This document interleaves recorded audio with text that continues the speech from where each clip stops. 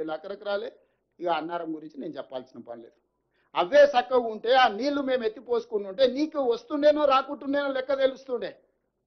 ఇవాళ వాళ్ళ ధనదాహం వల్ల వాళ్ళ దోపిడీ వల్ల మేడిగడ్డ కుప్పగూలింది. ఏమవుతుందా ఒకటి పిల్లర్ గుంగిపోతే ఏమవుతుంది ప్రాజెక్ట్ అంత ఉంది కదా అంటారు. హరీష్ రావు గారు నీ గుండెకాయ ఊడబిక్తే నీకు తెలుస్తా మొత్తం బాడెంత 6 అడుగులు ఉన్నావు. గుండె తీసి పక్కకు పెట్టు, నువ్వు ఉంటావో లేదో చూద్దాం. ప్రాణహిత చేవెళ్ల గోదావరి జలాల మీద మేడిగడ్డ అనేది గుండెకాయే.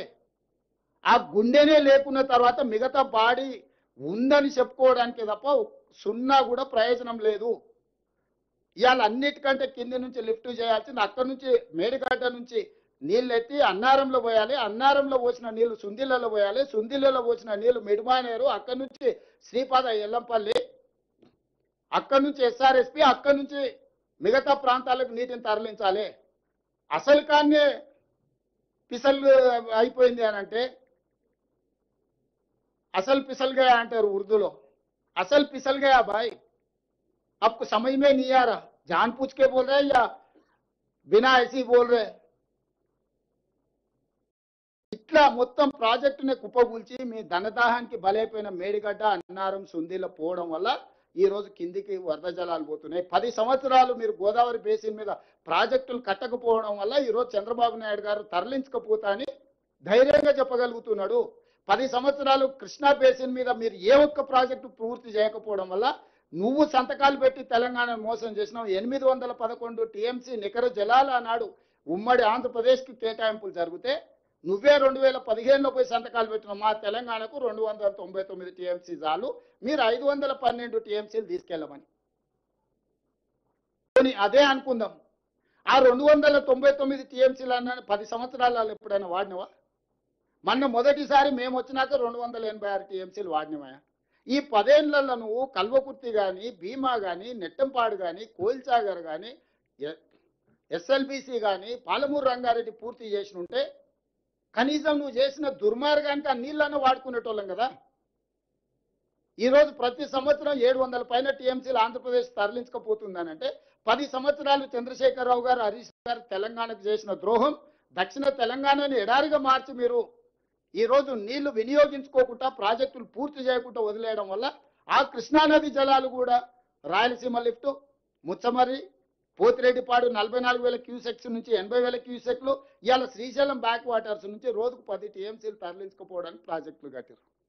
10 ఏళ్లలో ఇద్దరు పల్లికలు ఇచ్చుకుంటూ కూర్చున్నారు. మొత్తం కలిపితే కల్వకుర్తి, రంగారెడ్డి ఏ ప్రాజెక్టు కలిపినా 2 టీఎంసీలు కూడా మనం లిఫ్ట్ చేసుకోలేకపోతున్నాం.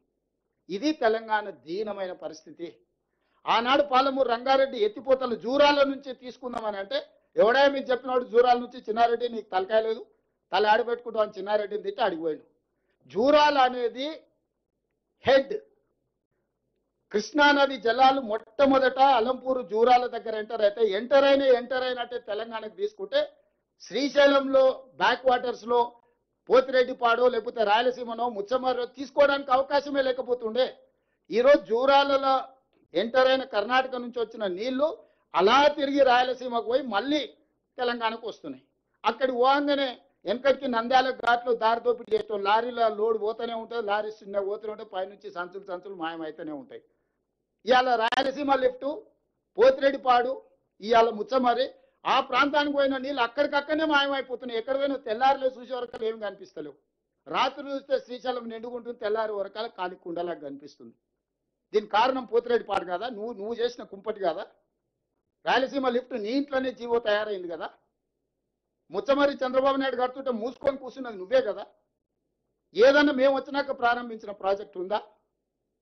ఈరోజు ఇటు కృష్ణా బేసిన్, కృష్ణా మొత్తం కొలగొట్టిరు వాళ్ళు, అదే ఊపు మీద గోదావరి బేసిన్కి వచ్చింది. ఈ 10 ఏళ్ళు నువ్వే కదా ఉన్నది. ఈ 10 ఏళ్లలోనే కదా ఈ దుర్మార్గం జరిగింది. ఉమ్మడి రాష్ట్రంలో అన్నో సమైక్య పాలకులు మనకు అన్యాయం చేసిరని ఓకే, 10 ఏళ్లలో మీరేం చేసిండ్రు? ఇలా ప్రాజెక్టులు పూర్తి చేయడానికి ఖర్చు పెడదామంటే నిధులు లేవు, నీళ్ళు ఆగుతలేవు, అవి కిందికి పోతూనే ఉన్నాయి. ఇగో కింద నీళ్లు ఉన్నాయి కదా నేను ఎత్తుకపోతాను ఆయన తయారైండు. సరిగ్గా చూడు, రేపు పొద్దుగాల చంద్రబాబు నాయుడు గారు ఈ మీటింగ్ మినిట్స్ తీసుకొస్తాడు. వాళ్ళు వీళ్ళు కాదు, చంద్రశేఖరరావు గారు చెప్పారు 3,000 టీఎంసీలు సముద్రంలోకి పోతున్నాయి, తెలంగాణ వాళ్ళకి ఏ నష్టం ఉందా, సముద్రంలో నేను కొన్ని తీసుకొని బాగుపడతా అంటే మీకేం కష్టం వచ్చింది, మా చంద్రశేఖరరావు మంచోడే కానీ రేవంత్ రెడ్డి ఏంది ఇట్లా చెప్తున్నాడు అని ఆయన తయారవుతాడు. అందుకే మీడియా మిత్రులారా